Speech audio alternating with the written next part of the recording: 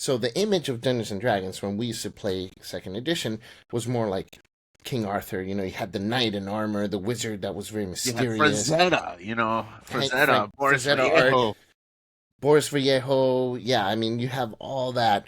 Larry Elmore, all the original people who drew for Dragonlance, Dungeons and Dragons, as well as other fantasy art, people who drew the Conan comics, things like that. Like that's what we envision when we play D&D in second edition.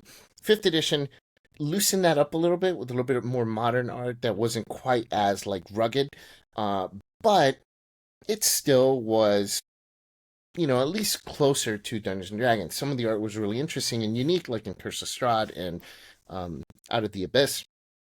But that art was passable. I think a lot of people were like cool with it. It was different. It was interesting. It wasn't the same as second edition, but you need to separate each edition. And one of the best ways to do that is by having different types of art for that. But what happened with fifth edition is right after the OGL debacle, they really started to double down on changing how their art style and art direction was going.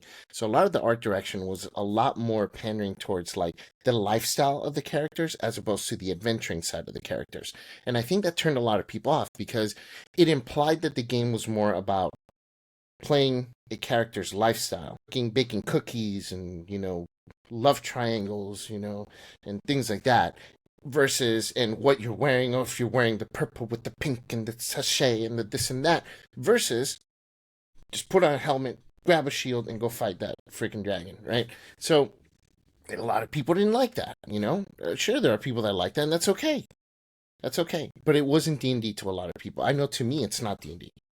It's Yeah, not. it's the same mistake that a lot of the Hollywood has done. They're trying to change things for what it's the joke, the running joke with say the Marvel movies, right? Where Mm-hmm. they race swap and they gender swap and they try to modernize, and what they call in Hollywood is appealing to a modern audience, and Mm-hmm. that's kind of like code for, hey, we're we're going in that direction, in that Right. extreme direction. And what they forget is that they're based, like for Marvel, the comic book fans from the '90s, when at the peak of comics, people our age, they don't necessarily like that. And once you've built something, what when we started this conversation, the rise of D&D's success in 5e was the nostalgia. And same with comics, the nostalgia. And now the people who grew up with this stuff are able to afford all those keys and all those big grail comics that they couldn't afford when they were kids, and they want to go back and get those.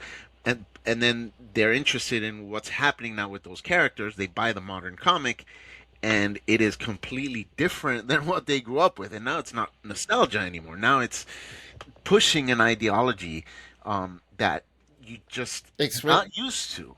Not necessarily you don't agree with, but you're just not used to it. And it's not the character you grew up with. It's not the characters you knew Mm-hmm. anymore.